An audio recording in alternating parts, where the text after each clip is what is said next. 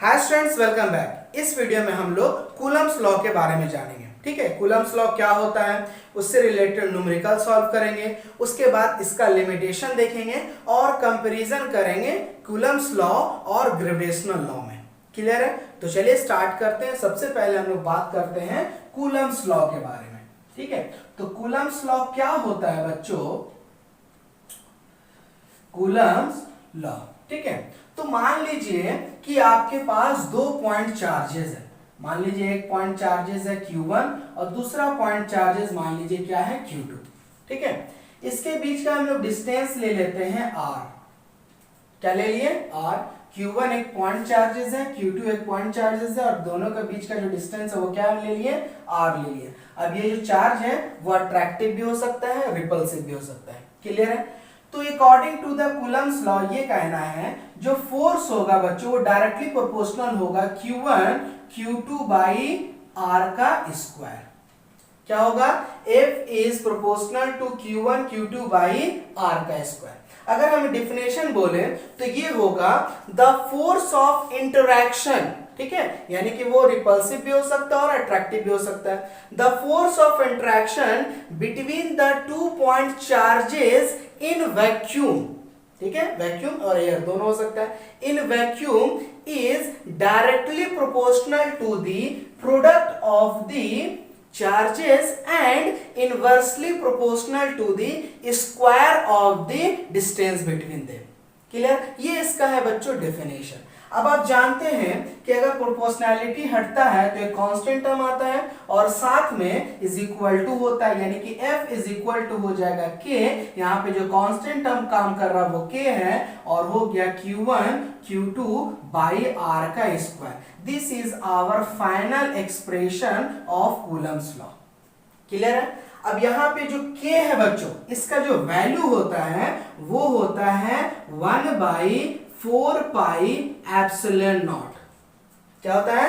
1 by 4 pi epsilon not. ठीक है, अब ये एप्सिलॉन नॉट का भी क्या होता है? एक एग्जैक्ट वैल्यू होता है। वो क्या होता है? 8.85 इंटू 10 टू द पावर -12 और इसका यूनिट बोले तो होता है कूलम स्क्वायर न्यूटन पर मीटर, सॉरी पर न्यूटन और पर मीटर स्क्वायर होता है। क्लियर है? ये एप्सिलॉन नॉट का वैल्यू।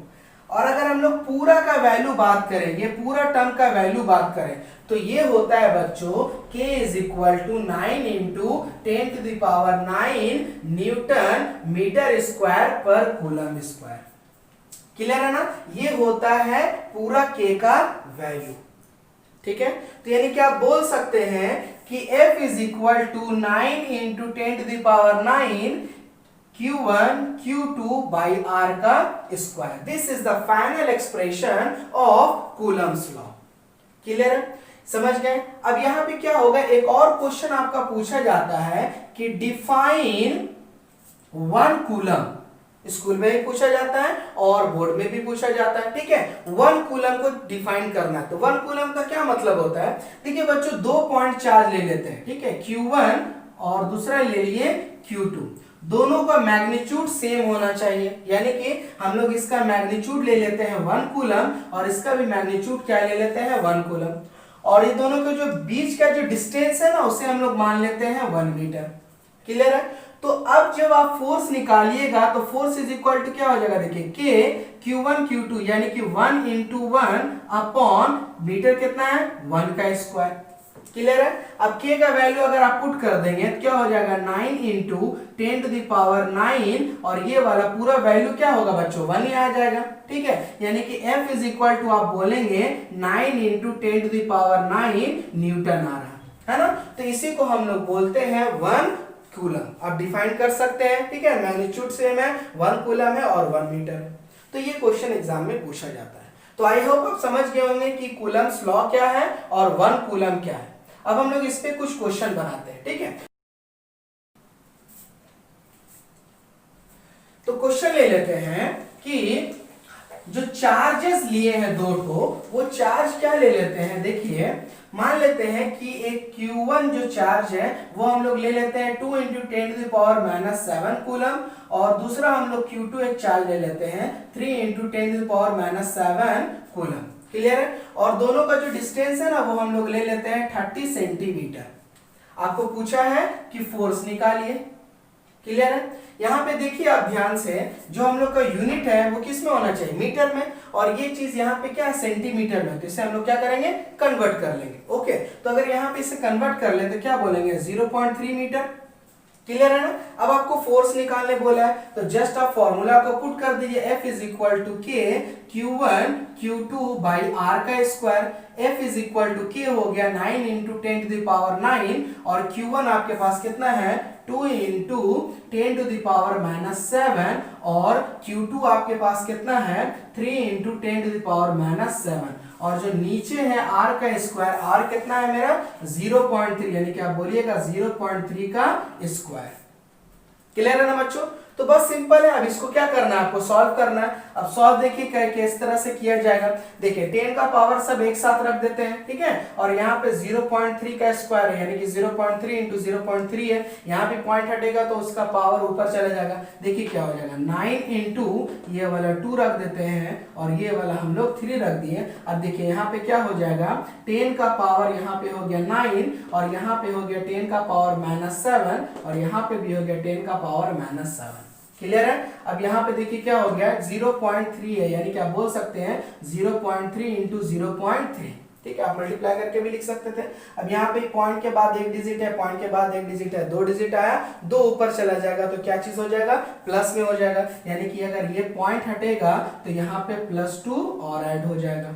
क्लियर है ना, समझ रहे हैं? चलिए अब जो फाइनल आपका बच्चा देखिए क्या हो जाएगा, 9 इंटू 3 2 6 हो गया। अब चाहे तो इसको मल्टीप्लाई कर देंगे। अब ऊपर देख लीजिए बच्चों वैल्यू क्या बच रहा, देखिए 10 का पावर देखिए क्या बचेगा, यहाँ पे हो गया 9 और 2 11, ठीक है, 11 हो रहा, और -7 7 14, -14, यानी क्या बच रहा, -3 बच रहा। तो हम लोग बोलेंगे 10 का पावर क्या है, -3, और नीचे क्या है, देखिए 3 3 से क्या हो गया 9, ये 9 9 कैंसिल हो गया। तो जो आपका F आ रहा है वो क्या आ रहा है, 6 into 10 to the power -3 Newton.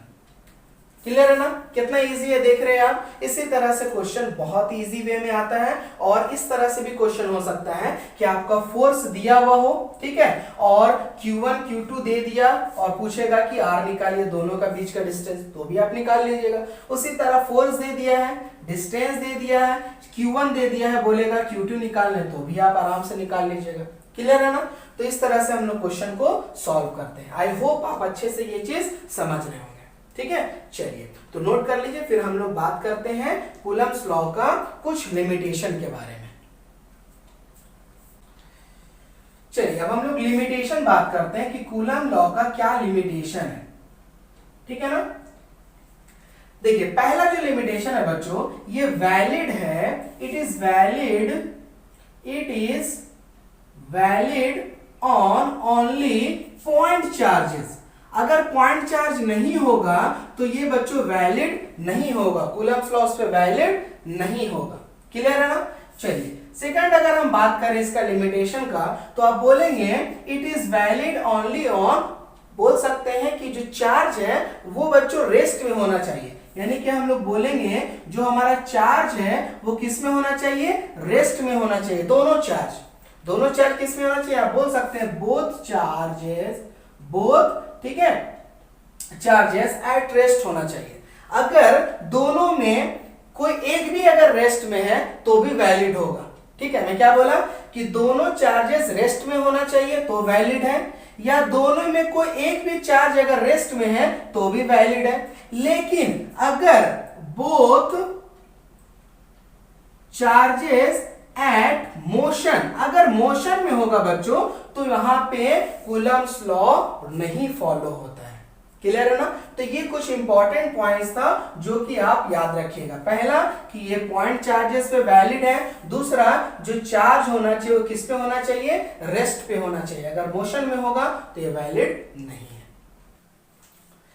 चलिए तो नेक्स्ट जो टॉपिक है वो है comparison between Coulomb's law and gravitational law. ठीक है ना?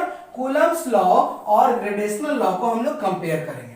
देखिए कूलम्स लॉ आपने अभी जस्ट पढ़ा, क्या है, F is equal to K Q1 Q2 by R का स्क्वायर। जो कि यहाँ पे k का जो वैल्यू था वो आपने निकाला था 9 इंटू 10⁹ न्यूटन मीटर स्क्वायर पर कूलम स्क्वायर। और जो ग्रेडेशनल लॉ होता है जो आपने क्लास 11th में पढ़ा होगा और 9th में ही पढ़ा होगा कि F इज इक्वल टू होता है G m1 m2 by r का स्क्वायर। और यहाँ पे जो G का वैल्यू होता है वो होता है 6.67 इंटू 10⁻11 न्यूटन मीटर स्क्वायर पर केजी स्क्वायर। क्लियर है ना?